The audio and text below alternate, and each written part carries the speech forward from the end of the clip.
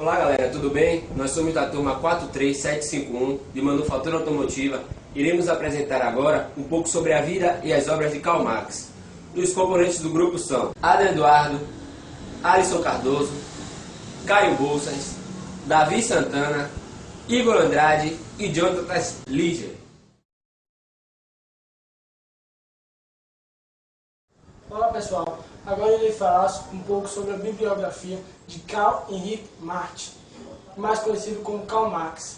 Nascido no dia 5 de maio de 1818, em uma pequena cidade da Alemanha chamada Treves, Marx teve sua infância voltada para o estudo. Na sua adolescência, conheceu um barão que lhe falou sobre socialismo. Após algum tempo, iniciou algumas faculdades, assim como filosofia, direito, história e artes. Começou essas faculdades na Universidade de Bonn e concluiu na Universidade de Berlim, uma das melhores universidades da época. Após isso, Marx quis trabalhar como professor em alguma universidade da Alemanha, mas por seguir as teses de um filósofo que havia morrido há pouco tempo, Hegel, estava sendo caçado, assim como todos aqueles que seguiam a tese desse filósofo. Marx começou a trabalhar como jornalista e sua primeira matéria foi sobre a censura e, por incrível que pareça, a matéria foi censurada. Após algum tempo, ele começou como diretor de um jornal. Com as finanças desse jornal, pesquisou uma tese sobre os camponeses que roubavam madeira do governo. Ele descobriu que esses camponeses roubavam por passar fome e fez uma revista falando sobre que era melhor o governo dar um aumento de salário a esses camponeses do que prendê-los. O governo não gostou e mandou fechar esse jornal. Após isso, Marx foi para a França, onde fez uma tese falando sobre a rejeição do governo. Um tempo depois, ele começou a trabalhar como diretor de um jornal. Com as finanças do jornal, ele fez uma pesquisa sobre os camponeses que roubavam madeira do governo. E ele descobriu que era melhor o governo dar um aumento do que prender esses camponeses. O governo não gostou dessa descoberta e mandou fechar o jornal. Sendo assim, Marx foi para a França, onde fez um comentário falando sobre a repressão do governo. O governo ficou sabendo disso e obrigou a França a expulsar Marx do seu país. Marx, assim, foi para a Bélgica, onde ele começou a lutar pelos trabalhadores. E por lutar pelos trabalhadores, ele teve muitas dificuldades. Vemos isso em uma carta que ele enviou para seu amigo Hegel, dizendo: minha mulher está doente, minha filha está doente, minha outra filha está com a febre nervosa. Eu não posso chamar um médico devido a dificuldades financeiras. Não tenho dinheiro para pagar remédio. Há 8 dias venho sustentando minha família com pão e batata. E nem sei se terei dinheiro para comprar pão e batata para hoje. 19. Vários pensadores tinham grande preocupação em dar resposta aos vários problemas sociais que se desenvolviam no seio da sociedade capitalista. Os socialistas utópicos foram os primeiros a proporem e teorizarem meios que pudessem resolver a expressa diferença percebida entre os membros do proletariado e a classe burguesa. Em 1848, os pensadores Karl Marx e Friedrich Engels apareceram com um elaborado arcabouço teórico que visava renovar o socialismo.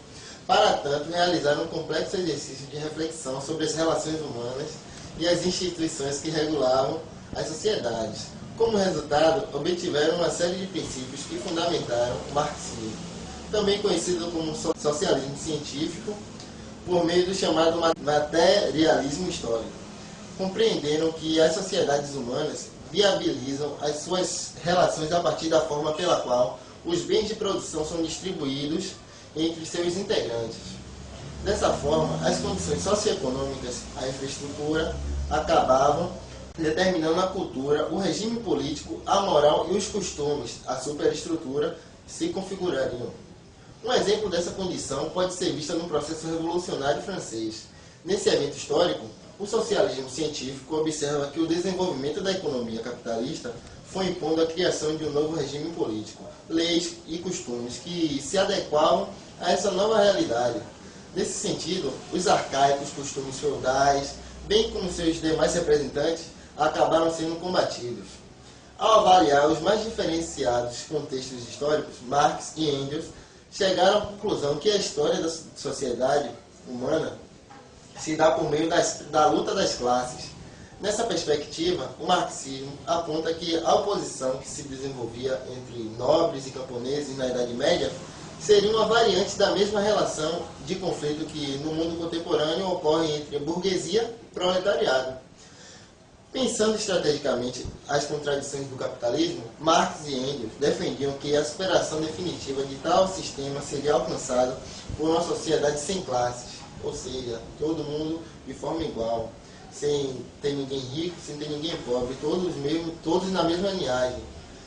Contudo, para que isso fosse possível, os trabalhadores deveriam conduzir um processo revolucionário incumbido da missão de colocar a si mesmo à frente ao Estado, com a instalação de uma ditadura do proletariado. Esse regime ditatorial teria a função de assumir os meios de produção, socializar igualmente as riquezas. Dessa forma, seriam dados os primeiros passos para o alcance da sociedade igualitária. Na medida em que essa situação de igualdade fosse aprimorada, o governo proletariado cederia lugar para uma sociedade comunista, onde o Estado e as propriedades seriam finalmente extintas. Bem, gente, agora que já vimos um pouco da biografia de Karl Marx e a sua relação com Engels, vamos ver um pouco sobre o Manifesto Comunista. A Liga dos Comunistas encomendou a Marx e Engels a elaboração de um texto esse que tornasse claro os objetivos e a maneira deles de ver o mundo. E esse Manifesto Comunista nada mais é do que um conjunto afirmativo de ideias, de verdades, em que os revolucionários da época acreditavam, por conterem, segundo eles, elementos científicos. O Manifesto Comunista fez a humanidade caminhar na busca da solução de problemas como a miséria e a exploração do trabalho, partindo do princípio que diz que todos os homens são iguais, e trazendo a novidade que afirmava que os pobres, os pequenos, os explorados também podem ser sujeitos das suas vidas. O manifesto tem uma estrutura simples, uma breve introdução, 3 capítulos e uma rápida conclusão. A introdução fala, com certo orgulho, do medo que o comunismo causa nos conservadores. É aquela velha satanização do adversário, que está do desobediente, do fora de ordem. Mas o texto mostra o lado positivo disso, que é o reconhecimento da força do comunismo. Se assusta tanto o comunismo, é porque ele tem alguma presença. Daí a necessidade de expor o modo comunista de ver o mundo e explicar as suas finalidades, tão distorcidas por aqueles que o demonizam. A primeira das 3 partes, denominada Burgueses e Proletários, faz um resumo da história da humanidade até os dias atuais, quando 2 classes sociais opostas dominam o cenário. A grande contribuição deste primeiro capítulo é a descrição das enormes transformações que a burguesia industrial provoca no mundo, representando na história um papel essencialmente revolucionário. Marx e Engels relatam o fenômeno da globalização que a burguesia implementava, mundializando o comércio, a navegação e os meios de comunicação. O manifesto fala de ontem, mas parece dizer de hoje. O desenvolvimento capitalista libera forças produtivas nunca vistas. A revolução tecnológica, científica, cujos ícones são os computadores e satélites, e cujo poder hegemônico é a burguesia, não passa da continuação daquela descrita do manifesto. O manifesto chega a ser cruel com os desempregados, os mendigos, os marginalizados, essas escória das camadas mais baixas da sociedade. Dá a entender que só os operários fabris serão capazes de fazer a revolução. 2, intitulada Proletários e Comunistas. O papel dos comunistas juntos ao proletário é o aspecto mais interessante. Os comunistas não formam um partido à parte, oposto a outros partidos operários, e não têm interesses que os separem do proletariado em geral. A parte 3, denominada Literatura Socialista e Comunista, faz fortes críticas às diferentes correntes socialistas da época. Nesse capítulo, a obra revela sua profunda imersão na efervescência das ideias e combates daquela época. A conclusão, denominada Posição dos Comunistas diante dos diferentes partidos de oposição, é um relato das táticas adotadas naquele momento pelos comunistas, na França, na Suíça, na Alemanha, entre outros. O comunista, como não poderia deixar de ser, termina triunfalista e animado. Não quer espiritualizar e se emocionar para a luta. Curiosamente, retoma a ideia do fantasma ao desejar que as classes dominantes tremam diante da ideia de uma revolução comunista.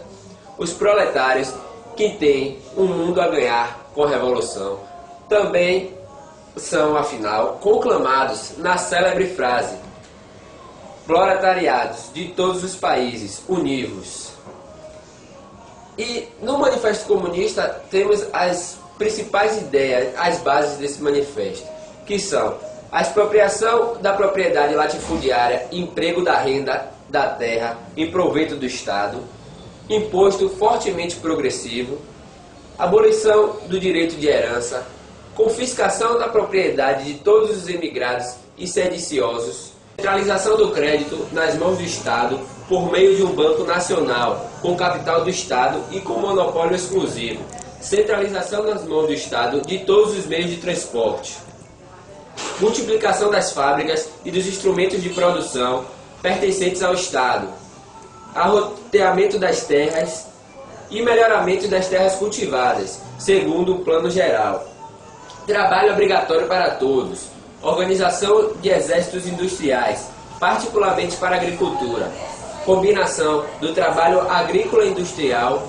medidas tendentes a fazer desaparecer gradualmente a distinção entre a cidade e o campo, combinação da educação pública e gratuita de todas as crianças, abolição do trabalho das crianças nas fábricas, tal como é praticado nos dias atuais, combinação de educação com a produção material.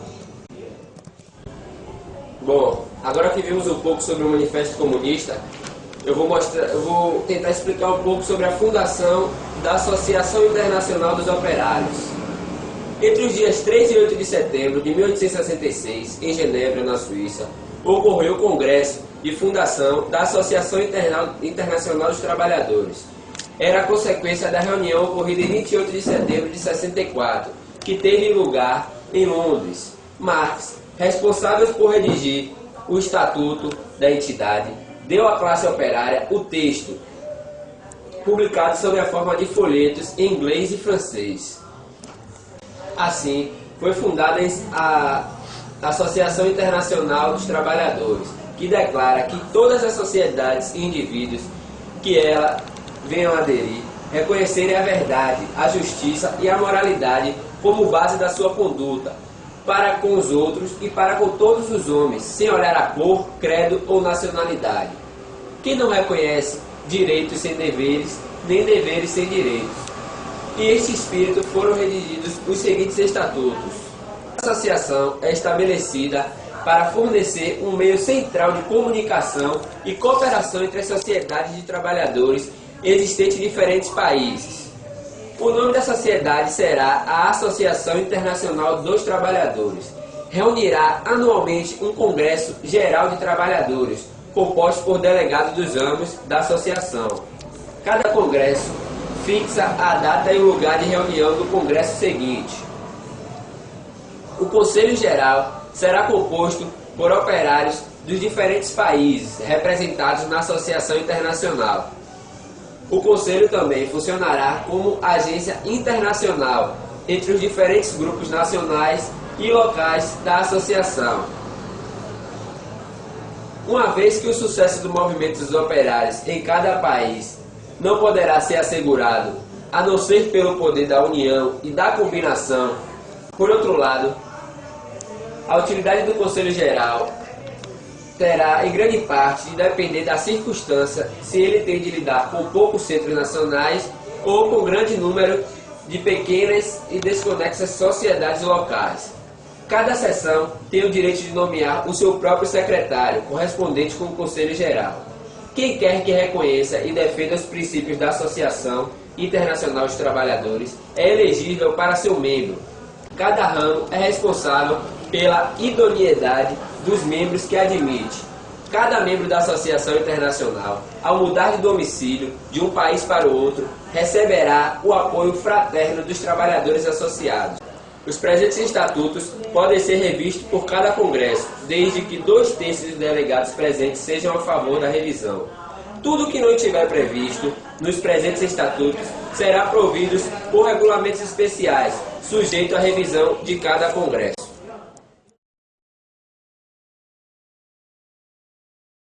Galera, pois bem, hoje eu e nosso amigo Alisson Cardoso vamos estar falando um pouco sobre o livro Capital de Karl Marx.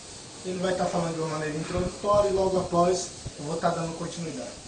O Capital é um conjunto de livros de Karl Marx como crítica ao capitalismo. Muitos consideram essa obra o marco do pensamento socialista marxista. Nesta obra existem muitos conceitos econômicos complexos, como a mais-valia, o capital constante e o capital variável, resumindo sobre todos os aspectos de modo de produção capitalista, incluindo uma crítica sobre a teoria do valor de Adam Smith e de outros assuntos dos economistas clássicos. Quem procura sobre a teoria econômica marxista, consulta o livro Capital.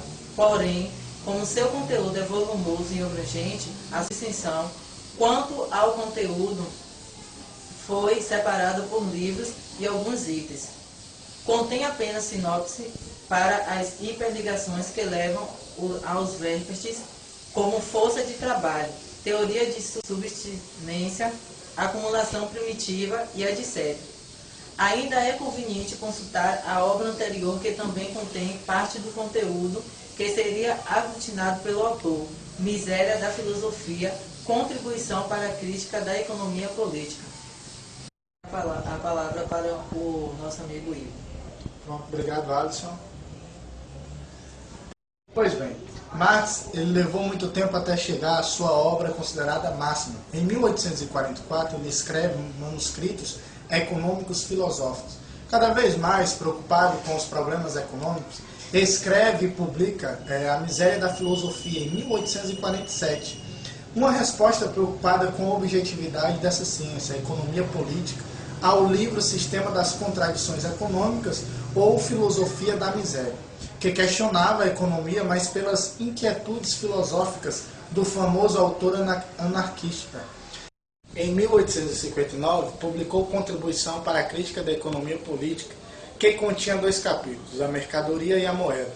O Capital seria uma continuação desse livro, mas Marx se desentendeu com seu editor. Os textos escritos em cadernos para rascunhar e ordenar o pensamento econômico ficaram conhecidos como as Grundrisse.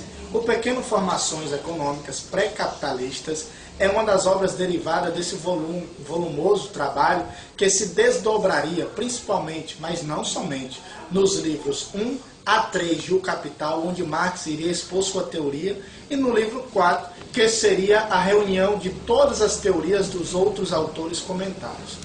Entre as várias opções de caminho para expor suas ideias, Marx pensou em publicar antes dos outros livros o que seria o livro 4, em unir o conteúdo do livro 4 ao livro 1, mas por fim decidiu expor toda a sua teoria primeiro para depois mostrar outros autores, como forma de satisfazer o público que queria novidades ao campo da economia. A vontade de escrever um livro, um todo artístico, levou a refinar bastante o texto, acrescentando referências, e levou à exclusão do que seria o capítulo 6 do plano inicial do livro 1. Infelizmente, o autor não pôde continuar a cuidar da publicação dos seus livros. O livro 1. O livro 1 ele tem como título O Processo de Produção do Capital, foi em 1867. O único dos livros lançado em vida por Marx, e que por isso se beneficiou de refinamento de estilo, melhorias entre edições, acréscimos de pós-fácios do próprio autor e lançamentos das versões alemã, inglesa, russa e francesa, levemente distintas, apesar da quarta edição alemã, 1893, ser considerada a versão definitiva devido às correções de Engels e Eleanor Marx, por isso comumente usadas para tradução para outras línguas. O livro 2 é o Processo de Circulação do Capital em 1885, publicado após a morte de Marx, ficando a edição a cargo de Engels. A diferença no estilo dos livros 2 e 3 em relação ao primeiro fazem com que alguns atribuam sua escrita a Engels, embora os livros 2 e 3 tenham sido dedicados à esposa de Marx, Jane. Cogitou-se dedicá-los a Darwin. Engels, no túmulo de Marx, disse que Darwin mostrou a lei do desenvolvimento da natureza orgânica e Marx a da natureza humana. O livro 3, que é o Processo Global da Produção Capitalista, 1894, ele traz o seguinte: com a publicação desse terceiro volume de Engels, termina a tarefa de tornar pública a teoria econômica de Marx ao conjunto do sistema capitalista. Em algumas partes, ele relata que teve de preencher as lacunas como um coautor, mas que identificou os tais acréscimos, para que não houvesse dúvidas quanto ao que Marx queria dizer. Porém, críticos disseram haver problemas e lacunas, o que ainda hoje é tema de debates e uma das maiores lamentações, quanto ao fato de o autor ter morrido antes da conclusão de sua obra máxima. O problema mais comumente apontado é o problema da transformação. O problema da transformação se refere à relação entre o valor e preço e se estende pelos 3 livros do Capital. O debate se tornou um dos pontos mais discutidos na economia marxista e uma solução definitiva para o problema ainda não foi encontrada, apesar dos significados avanços ao longo do século XX sobre a questão. Teoria da mais-valia, 1905. Esse material é de leitura interessante por incluir considerações sobre outras teorias do valor e de fontes que podem ter sido inspirações para as críticas dos antagonismos de classe, desde o que negavam o antagonismo, os que reconheciam, mas negavam a exploração de classe, os que ficavam ao lado dos oprimidos e até mesmo os que defendiam a opressão sem dissimular. Capítulo 6, inédito de O Capital. Excluído por Marx do plano de publicar junto com o livro 1, é estudado atualmente para conter notas de transição do livro 1 e livro 2. A numeração do capítulo 6, excluído, mostra que a exclusão se deu antes da publicação, já que ao longo de edições, a numeração e divisão do livro em partes foi bastante mudada, provavelmente para não cansar o leitor com capítulos demasiadamente longos. Um bom exemplo é o capítulo 1 da primeira edição, que se transformou em parte 1, subdividido em 3 capítulos.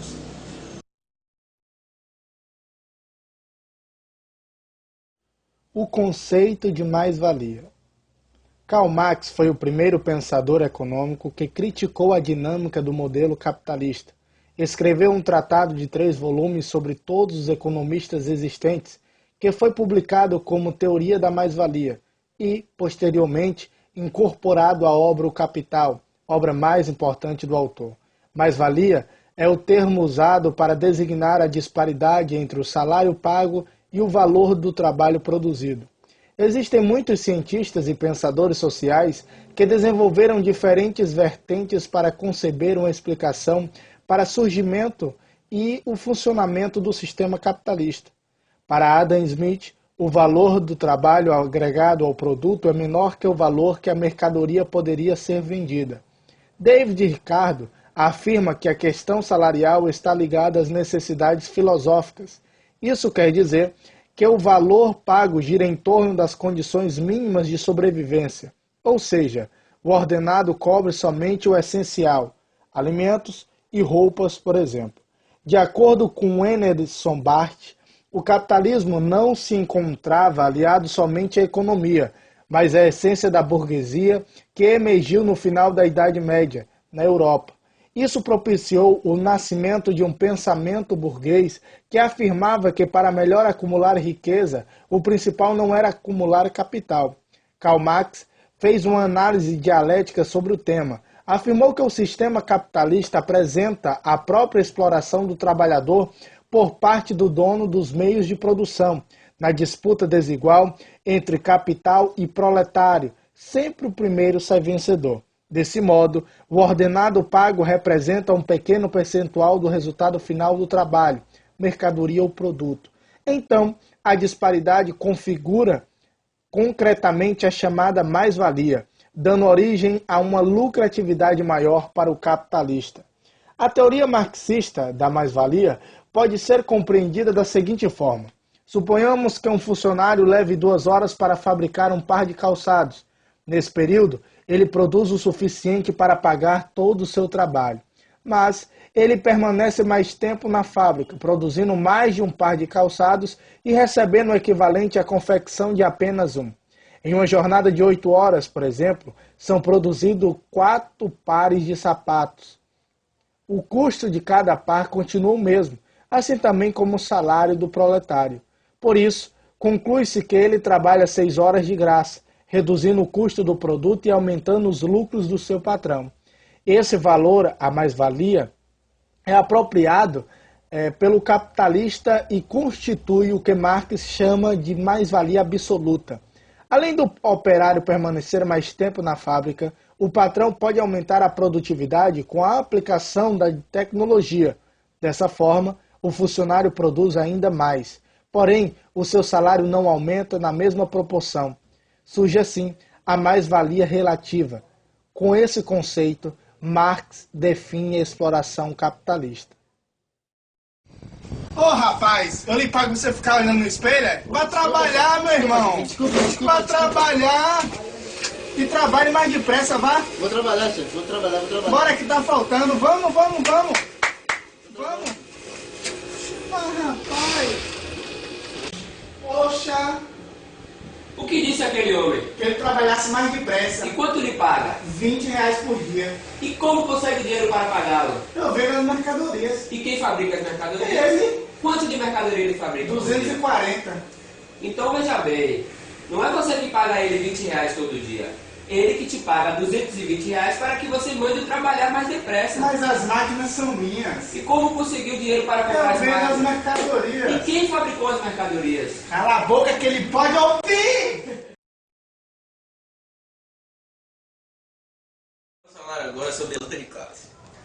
A luta de classe foi denominada por Karl Marx, ideólogo comunista, juntamente com Friedrich Engels, para designar o confronto entre o que consideravam os opressores, no caso a burguesia, e os oprimidos, que no caso era o proletariado.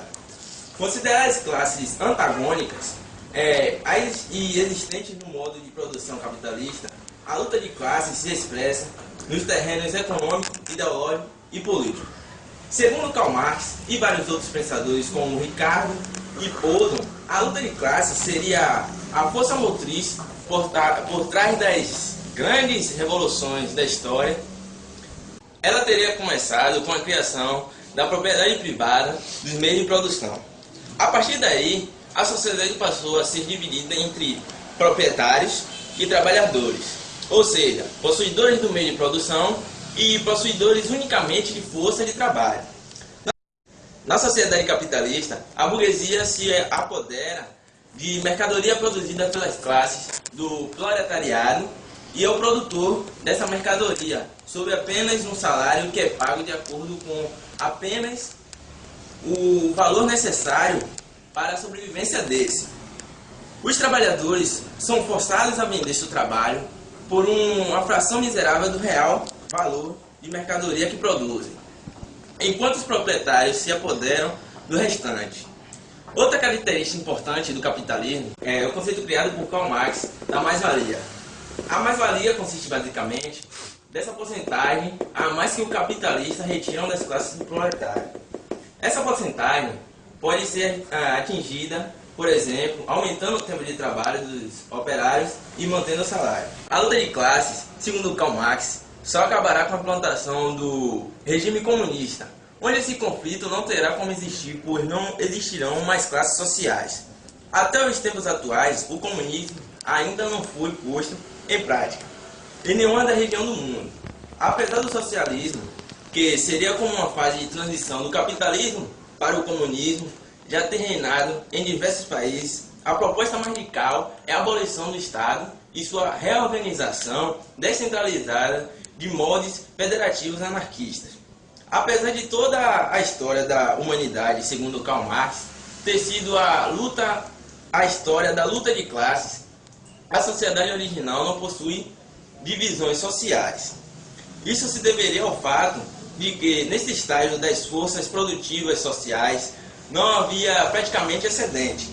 Todos os membros da sociedade eram, por isso, obrigados a participar do processo produtivo, de modo que era impossível a formação de uma hierarquia que diferenciasse as pessoas dessa sociedade. Uma das primeiras formas de hierarquização dos membros foi a divisão homem-mulher. Quando os homens começaram a explorar as mulheres, a luta de classe origina-se, no entanto, no momento em que a sociedade passa a ser composta de diferentes castas. Essa divisão dos membros em classe por possibilidade, quando as forças produtivas atingiram um certo nível de produtividade, onde o excedente já promovia maior segurança à sociedade em relação às suas necessidades. Mas apesar de garantir uma proteção em tempos escassos, por exemplo, o excedente abriu a possibilidade do jogo político. O controle sobre o excedente se desenvolve em conjunto com a formação de uma minoria que ganha assim poder sobre todos os outros membros da sociedade.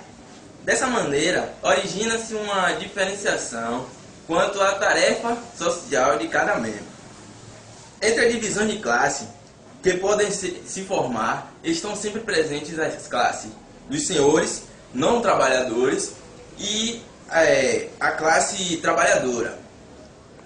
Com o desenvolvimento das forças produtivas, a devida classe dominante, diferente para cada período histórico, é posta em questão. As classes de baixo reconhecem que reagem da classe explorada. Torna-se desnecessária para a continuação do desenvolvimento técnico, enquanto esta tenta, por meios oficiais, manter seu poder. Nessas épocas de desacordo entre as relações sociais de produção vigentes e o patamar técnico dos meios de produção, a possibilidade de revolução tende a ser maior. A antiga classe explorada é assim disposta, e uma nova entra em seu lugar. Dessa maneira, a história da sociedade humana e a história das classes dominantes, uma após outra, o capitalismo privilegia uma sociedade dividida em classes e simplificada a luta de classes ao separar toda a sociedade em apenas duas classes, a dominadora e a dominada.